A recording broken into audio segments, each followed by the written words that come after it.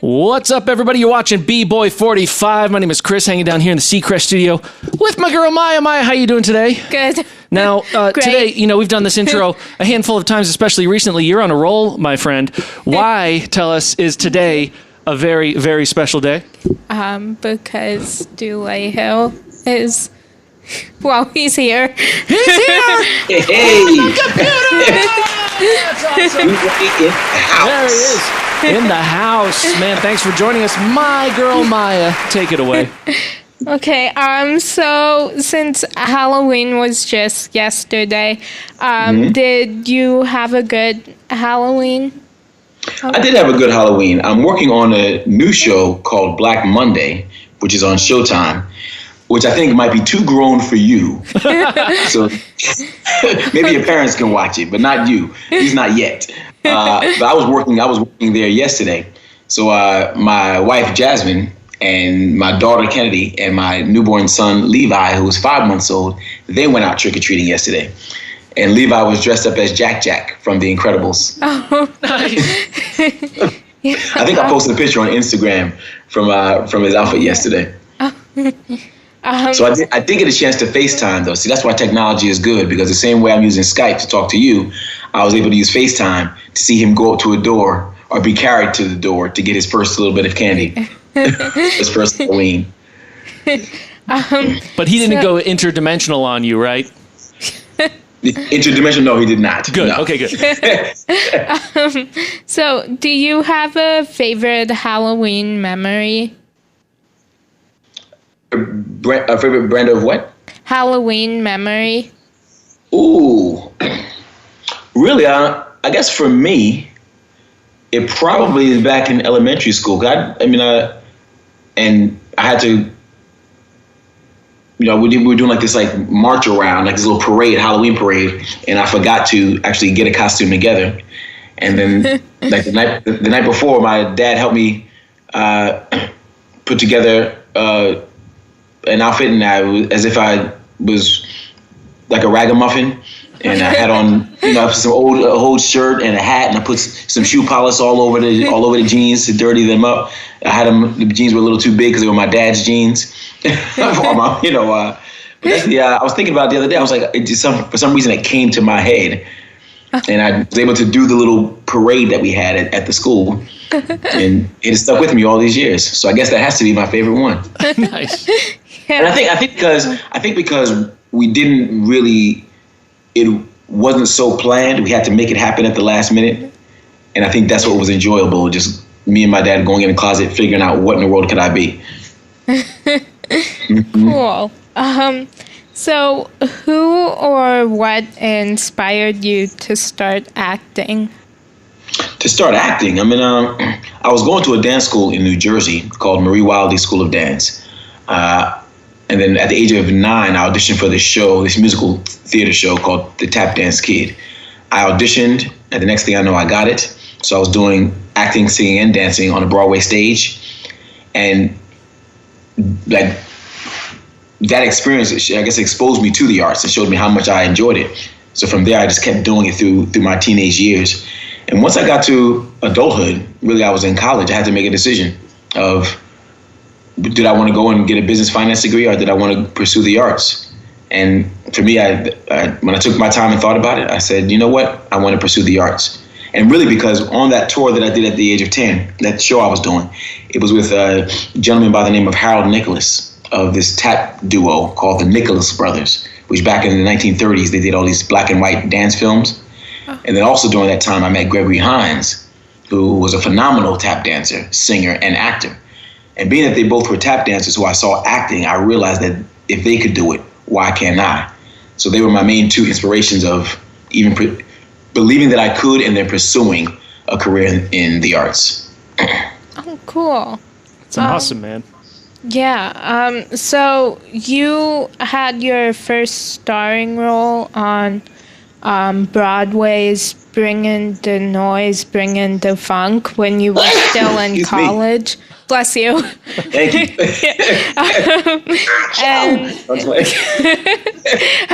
And then you also returned to Broadway for Stick Fly and After Midnight.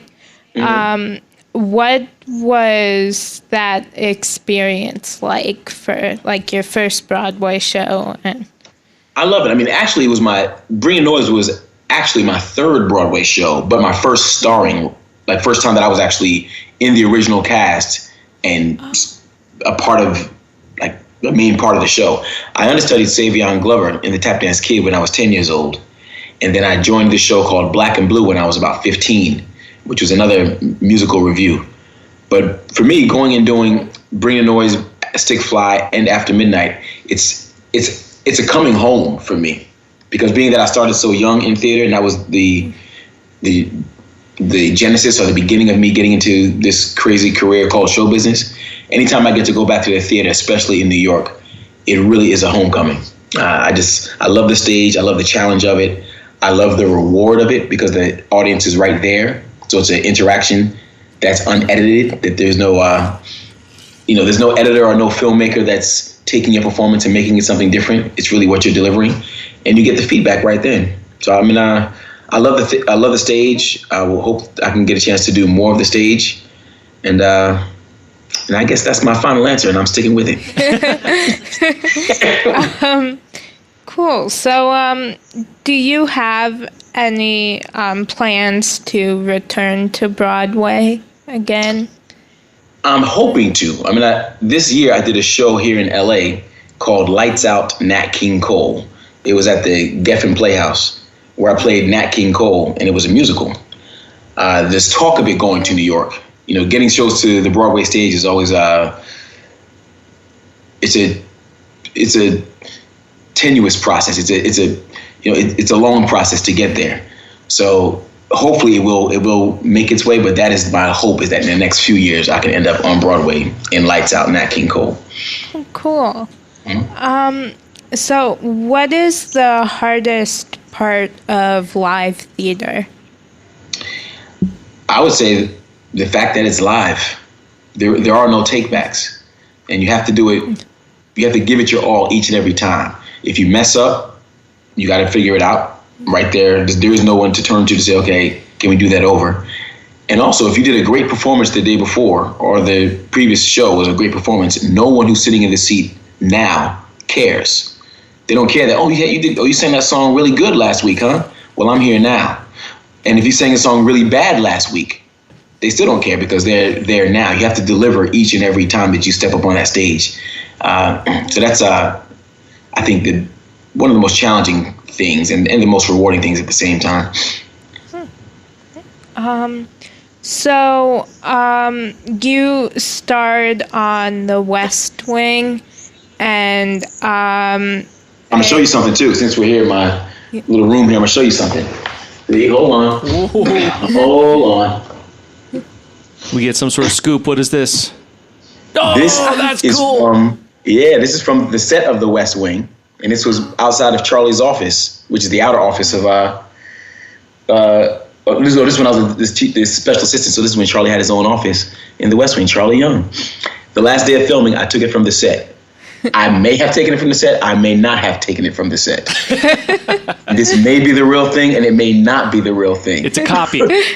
For legal purposes, I cannot, affirm or deny either one. But that's what this is. We didn't see anything so at all. Cool. Yeah. We don't even know what you're talking about. I'm gonna show you something else too. I'm gonna show you something else. Love this. One. Here's another one. Ready? You ready for it? You see, this may or may not be from Gus's desk in his office. It may or may not be. I can neither confirm nor deny. Now, I did not show this to you. Okay, I didn't see anything. We're gonna have to edit that out. No, I don't know what you're talking about. What you talking about? So The West Wing has been ranked as one of the best TV shows of all time, and it's won so many awards. So what was the best part of being on such an influential show? For me, it was being around that level of talent and artist I mean, working with Martin Sheen, Allison Janney, Richard Schiff, Brad Whitford, Rob Lowe, doing the words of Aaron Sorkin, produced by John Wells, it really taught me what it was to have a certain level of skill and a certain level of professionalism when you're approaching work. And secondly, it was the material. And I cannot forget John Spencer either. John Spencer, Stockard Channing, Lily Tomlin, all these like wonderful actors, John Amos. But also the subject matter. The subject matter allowed us to have this experience that was not unique to any other TV show that was out there. John Spencer would always say, this wouldn't happen if it was on a cop show. Because being that we were this, I guess, fake government, this fake administration, we were invited to places all the time. I was invited to the White House. I met President Clinton. I met President Carter. I met President Obama. And all because of the show. I met Madeleine Albright, all these senators, Senator Ted Kennedy. Was invited to the Ethel Kennedy's house for a big event that was honoring the West Wing because of this show that wouldn't have happened if we were doing LA Cops. You know what I mean? Yeah. So I think just the fact that I was blessed to be on that show really blew my mind because of all the experiences that were afforded to us. And it's something that will forever stay with me. And then also, at the time, I really just wanted to get on a show. I needed a job. And that I'm thankful that I was blessed to get that job. Because as time has gone on, I realized how much even us doing that show inspired other people to actually go into civil service, to go and work for government and things like that. And that's always mind-boggling, the domino effect of something that you can have on somebody or all your world around you. Yeah, that's special. Yeah. Did you keep all your scripts? I did. It's funny because I've been reorganizing, and actually I'm probably maybe missing about 4, and I made a little list of the ones that I'm missing so that if I go to like Allison Janney's house or Brad Whitford's house, Martin Sheen, yeah. Or Martin's, I can ask them, like, do you have any extra scripts lying around? Do you have these? Because I've wanted to keep all of them, and I have pretty much all of them now, and I have them all in boxes. What I want to do is get them like leather bound. Oh, yeah. I went up to Rob Lowe's house years ago, and he had it done like that. And I thought that was so cool. And of course, I mean, Rob was going to do something that's so cool. You know what I mean? If everyone's going to do something cool, it's going to be Rob Lowe. So I've always wanted to do that ever since I saw that. That's awesome. Yeah. So was it difficult to leave that show to be on Psych, or did you know that Psych was also going to be a hit? I didn't know that Psych was going to be a hit. I knew I wanted to do something different because even though The West Wing was my first show and I was still new to at least quote unquote Hollywood, I knew that trying to replicate that experience was going to be like a daunting task, and I didn't want to even put myself in that situation. So I really said to my reps, I said, I want to do something completely different. I would like to do more of a leading role and do a comedy. Because if I do another office drama, it's going to be compared to The West Wing, and it's only going to fall short. Then Psych came along. And Aaron Sorkin, who wrote The West Wing, is very specific about his words. So when you have a script, you say the words that are on the page. Now I go to this chemistry read, which is an audition, to see how my chemistry would be with this actor named James Roday. And he's a brilliant actor who hardly ever stays on script. So when I first was doing the read with him, I'm like, brother, what are you doing? Like in my mind, while we're reading, because I come from the school of Aaron Sorkin where you say what's on the page, and this guy is just all over the place. If you've ever been on a crazy roller coaster, that's James Roday. It's all brilliant and it's all fun, but that's him. So it really bugged me out. Like it was something new. It was a new muscle that I hadn't had a chance to learn, but I just jumped on the train and said, let's go with it. Now, what I thought when I read the script, and even when I got a chance to see even what Roday was doing, I thought that if they had given us a chance to find our legs, to figure out exactly what the show is, then we could be onto something special. My only concern was that normally a lot of times with TV shows, they pull them so quick, they don't really give you a chance to figure it out. But thankfully, USA Network They supported us. They stayed behind us, and they gave us a chance to explore. And the rest is history. And now I'm here talking to you. You see what I'm saying? Yeah. So I love Psych, and it's one of my all-time favorite shows. And so 2 of my favorite episodes are Last Night Gus and Office Space. My two of my favorites too. Yeah, I watched them both yesterday again, and they just crack me up. But the whole show cracks me up. So while you were filming the show, did you ever have to do multiple takes of scenes because it was so hard not to crack up? All the time. We like Rodé and I especially would crack each other up all the time. And oftentimes we would try to mess each other up.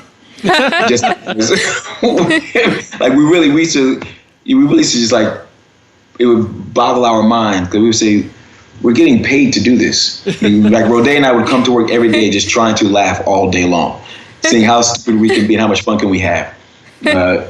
Normally, like, say if you're doing a scene with somebody, say if we're in front of each other, we're doing a scene, they'll do one shot, which is they call the master, which is pretty much a wide shot so you can see both actors doing what they do. Then they'll do a close-up on you, do your coverage, so the camera will be facing your way. And then they'll do it facing me, so the camera's facing my way. And then they edit between all those things and they make the scene. Most of the time, or oftentimes, when it came time for either Rodé's coverage or my coverage, the person off camera would if the line was, hey, Maya, why don't you go over there and make a left? And then on top of that, there's going to be the pineapple. Pick it up from there. Let's just say that was the line. When the coverage was now on you and the camera's on you, I would go, hey, pineapple.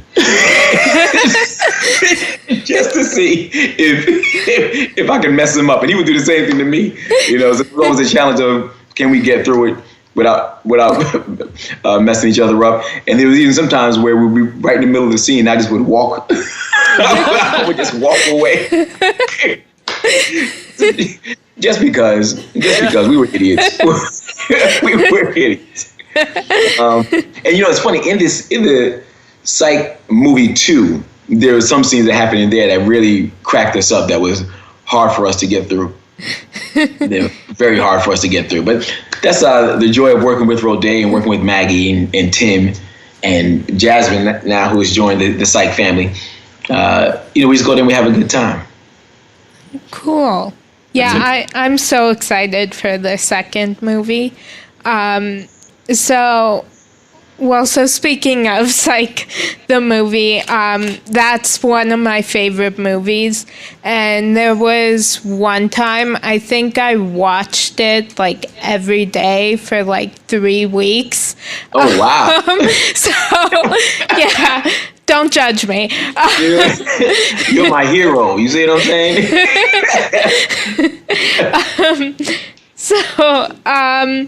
I can't wait for the second one. So what's your favorite part about this franchise? About the franchise. Ooh, that's probably the fans. I think the fans, because the engagement has always boggled my mind, the fan engagement over the years. I mean, we started doing Psych, I think in 2006 was when we first filmed the pilot. And we're now in 2019. And the fact that people are still enjoying it, people are still engaged, people still laugh at the foolishness that we do on camera, it's inspiring and humbling at the same time. In terms of, I guess, the show itself, it's the camaraderie. It's working with these group of actors. I mean, Rodé he's one of my brothers now. We've been friends since the beginning of the pilot. We bonded over our love for 80s music, and we've been close ever since. He actually was one of my groomsmen in my wedding. So I appreciate the relationships. I was over Tim's house the other day. I brought my son Levi to meet Uncle Tim, and that was just such a warming moment for all of us. And actually, Maggie comes over here all the time when she's in town. We're still also very close. We're a family, and I think that's been my favorite part of it. Oh, cool. Yeah, another one of my favorite episodes is the one where you guys have like the high school reunion, and Sean keeps making all these 80s references, which my sister and I never got. And then one summer we watched like every 80s movie, and then we went back and watched that episode, and we finally got all the references. If it makes you feel any better, when we were filming it, I didn't get all the references. Steve Franks and James Roday, they always get the references, but oftentimes I would have to say, okay, what is this? You all are going real deep, real deep into the bag for this one.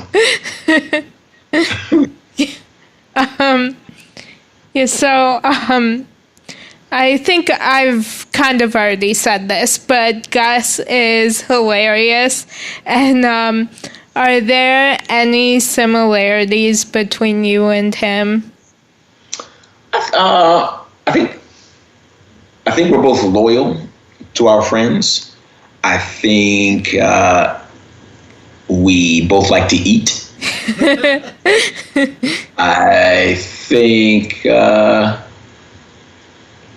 we probably both think we're cooler than we really are, even though we know we're kind of cornballs. You know what I mean? It's a weird thing that goes on in both of our minds. We think we're cool, but we know we're not, but we swear that we are. And then, hey, we both tap dance. You see what I'm saying? We both tap dance. Nice. And we both love pancakes. I feel like you can keep going. There's like, you see what I'm saying? Yeah. I mean, I was gonna say who doesn't like pancakes. That's true. See? Yes, that's true. That is true. And we both love jerk chicken. And we're both Jamaican. So a lot. Yeah. So you have a lot in common. A lot in common. Yeah. So you've been in so many TV shows, and most recently you were in Ballers and Suits. Ballers, where I met my wife, Jasmine Simon. Oh, cool. That's where I met her. Yeah. So Levi is truly a baller's baby. Nice. Because Jasmine and I met on the set of Ballers, during the pilot. Oh, cool. Yeah, and you've also been in so many movies. Have you had a favorite character that you've played, or a favorite project that you've done?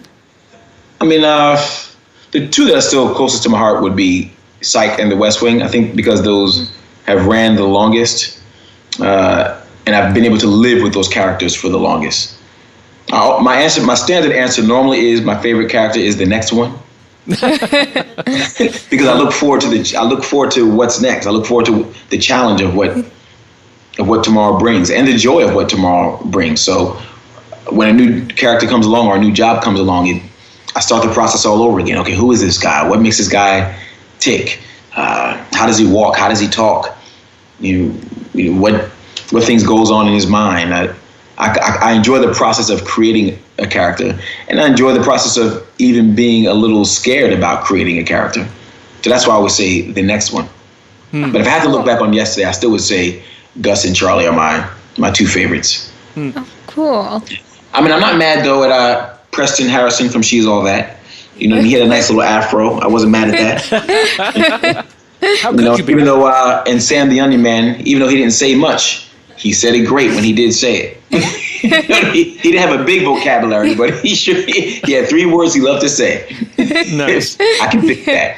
You see what I'm saying? Yeah, so you're not only an actor, but you're also an accomplished tap dancer. How did you get started with tap dancing? I was going to dance school in New Jersey, at a dance school called Marie Wildy School of Dance in East Orange, New Jersey. And at the age of 3, I started going there because my mother was a teacher, a ballet teacher there, and my brother and my cousins were going to dance school there. So I was really just following the crowd, wanting to be around my family. At the age of 10, when the tap dance kid called and auditioned, I got the role. And being on the tour, the national tour with Harold Nicholas, exposed me to a different level of the art form. I know when I started to dance with Harold Nicholas, I said, what he's doing and what I'm doing is just 2 different things, and I want to learn how to do that. And then again, when I did Black and Blue, the same thing. Jimmy Slide, Bunny Briggs, Buster Brown, Diane Walker, all these phenomenal tap dancers, and I just saw what they were doing, and it kept drawing me closer, more and more, like closer into the art form. And then by the time I connected with Savion again and we did Bring Noise, Bring the Funk, he was so far down the road in terms of what he was doing as a tap dancer that it really, at that point, really hooked me in. And because of that, I love it. It's really something that's close to me. I'm actually glad that I have a career as an actor because I don't have to like tap for a living. I enjoy having dance as just being something for myself. Sometimes I do it on stage, which I enjoy doing that. But I really enjoy just getting out a piece of wood and putting on some tap shoes and being in a room all by myself or with some friends and just having a good time. Oh, cool. Mike, can I ask a quick question? Okay, Sure. fine. Okay, I have to ask Maya's permission. It's her show. So when you were 10 and you were understudy to Savion Glover, how many times did you hit the stage? Once a week. Because there were 8 performances a week. On Broadway, I did once a week. There were 8 performances, and there were 2 understudies, myself and our friend Hassan Tatum, who unfortunately passed away years ago. So Hassan would go on one night, and then I would go on one night. Like, or Hassan would do the matinee on Wednesday, and I would do the matinee on Saturday, or vice versa. And Savion would do all the night shows. And I did that for about 3 months, and then I left that, and I did the lead on the national tour. So when I did the lead on the national tour, I was performing 6 nights a week, 8 shows a week for 6 nights a week for a year. At 10 years old. At 10 years old, yeah. Oh, man. Yeah. I was like in baseball practice like once a week going, man, this is tough. It's like... You're out there doing work, man. If you have a love for something, and what I'm thankful for is my parents, they never pushed me into it. It was always, if you want to do it, do it. Whenever you're tired of doing it, let us know, and we'll bring you home. And when I got tired of it, I let my dad know, and he brought us home. And I think that helped with me always keeping like my love for the arts as something that was enjoyable, because I didn't feel like I was being forced to do anything. Yeah, absolutely. Except if I agreed to do a job. If I agreed to do it, then I had to do it because they wanted me to be, a person of my word. So no, if you say you're going to go do that, then you have to do it. Yeah. If you don't want to, then you don't have to. Like beforehand. Right. Yeah. So do you have any upcoming projects you can share with us? The main project that I have right now coming out is Black Monday, which I was telling you about when we first started. It's a show that's on Showtime. It's been out for 1 season already. It's starring Don Cheadle and Regina Hall. Some of you may know Regina Hall from the Scary Movies. And Don Cheadle, you may know from this movie franchise that it's a small franchise called Iron Man. Never heard of it. He plays War Machine. I wish them luck. And then that's the main thing I'm doing. I joined the cast for the 2nd season, so I'll be on the 2nd season. But again, I don't think it's for any of you children out there. I think it's for your parents. Right, okay. So I'm saying they told me to watch him on Showtime's Black Monday because I did not. We got you. We always tell our friends to always get the parents' permission before watching anything we recommend. But you're good. We can't wait for our older friends to see you in that.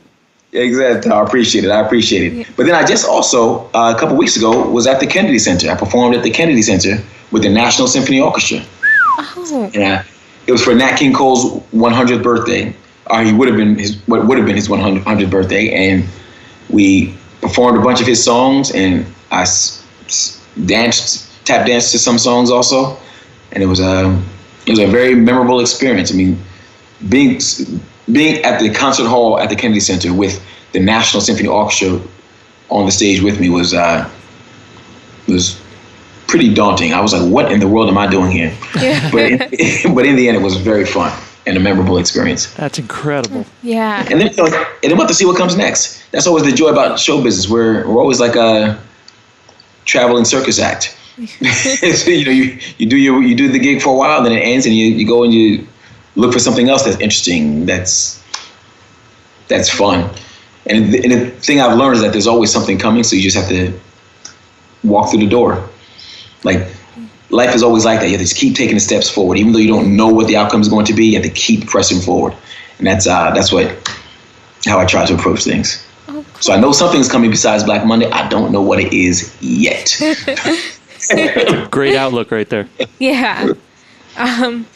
So, is there a show that you're currently binge watching? What show I watch so much TV too. What show are we binge watching? We just finished The Righteous Gemstones on HBO. Again, that's not for children your age. That show was very funny though. Mixish. I can't even say it right. The Blackish spinoff. Yeah. We're watching that. That's very funny. Watchmen on HBO. Oh. That one is very good. We're binging it as much as we can because we're waiting for it to. We're waiting for the next episode to come. And what did I watch online recently? What was the last thing that I was streaming? I'm blanking out right now what I watch so much television. Like Jasmine and I, we enjoy watching television. So whenever it's slowed down a little bit right now because having a newborn, it doesn't really lead for a lot of TV watching. But whenever we can get some time, we sit down and we'll watch something. Cool. Yeah. What are you binge watching right now? We just finished watching Raising Dion. My wife is on that. Did you know that? No. Oh yeah. Yeah. Yeah, she plays a cat. She plays a sister who's a doctor. Yeah, I actually, to be honest, I didn't know everybody who was in the show. Uh-huh. And then when we started watching it and she came on, I got so excited. See? Look at that. I'm gonna tell her that you watched it too. You see? And she's here. She's actually feeding Levi right now. Otherwise, I would have her come and say hello.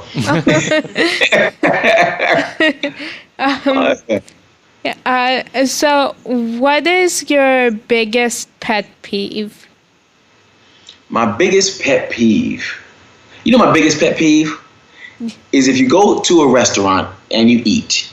The waiter comes, they take your order, everything is all great, they bring you food, it's all good. Then you finish your meal and you just want to get the check so you can go home or go on about your day. And I don't know why, I don't know if it's me, but everywhere I go, they seem to take forever to come and bring the check. And I can never find them. It's not like, okay, they're right over there and I can say, excuse me, can I get the check? For some reason, I always seem to go to dinner or lunch when it's somebody's lunch break or something, because as soon as they get the food, they disappear. It always gets me. I'm like, and it's always like, okay, we got to get ready to go. And I have to wait for like another 15, 20 minutes because I cannot find the waiter. That's my biggest pet peeve. And if you ever want to really just like get at me, you could like find every restaurant I go to whenever I go and tell the waiter just to stay away for an hour. Okay. We'll give it. I'm like, you brought the food. And I know you want to turn around this table so somebody else can sit down. Why can't I find you? Yeah. So what personality trait has gotten you in the most trouble? Probably in the most trouble? Well, I would have to go back to school. I think I'm a very friendly. I like to crack jokes and have fun. And I can listen. I don't have to be looking at you to listen and pay attention. Yeah. I can, be looking out the window or doing something else and still hear what you're saying. And in high school, and really high school, middle school too, but high school, both of them, I would get in trouble because one, I was always cracking jokes in class when I should be sitting in my seat just listening. And two, I wouldn't really be focused and paying attention. But because of those two things, I got detentions very often. Very often. And it wasn't I wasn't skipping school or, doing graffiti on walls or anything like that. It was like, no, Dulé's just being Mr. Funny Man over here. Or when I'm telling the class to pay attention, he's there looking out the window, and having something to say. I can always have something to say too. I think as life has gone on, I've gotten better at not having something to say all the time. But if you say something smart to me, I can say something back. And it's cool to do that if you're with somebody who's your peer. It's not cool to do that if that person who's saying something smart to you is a teacher. Right. Because you're going to end up in the principal's office. I'm just saying. Yeah. I've learned it the hard way. Yeah, I'm not very good with I can look at be looking at something else and still listening to what the person's saying, because usually even if I'm staring at them and they're talking to me, I still won't I'll just space out, and then they'll be like, do you understand? And I'll just look at them and I'll be like, what did you just say? Did I understand? Tell me again what you want me to know if I understand, and I'll tell you if I do. I hear that. So if you could marry a fictional character, who would it be and why? I would marry Julie Green on Ballers or Kat on Raising Dion. Good answer. Because she has a very similar, reminds me so much of the lady who I'm married to. That is the perfect answer right there. Yeah. Or you know who else I would marry if I could? Selene from Psych the Movie 1 and Psych the Movie 2. Go figure, it's the same person.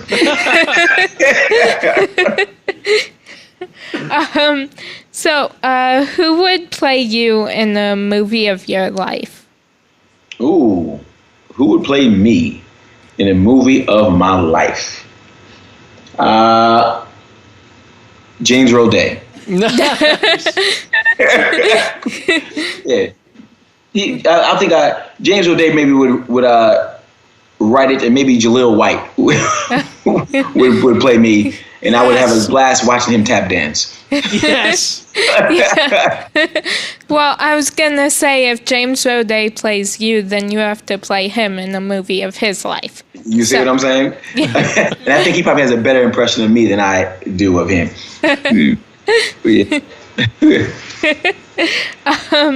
So if you could have any song playing to announce your entrance into a room, what song would it be? Wow, that's a good one. That's a good one.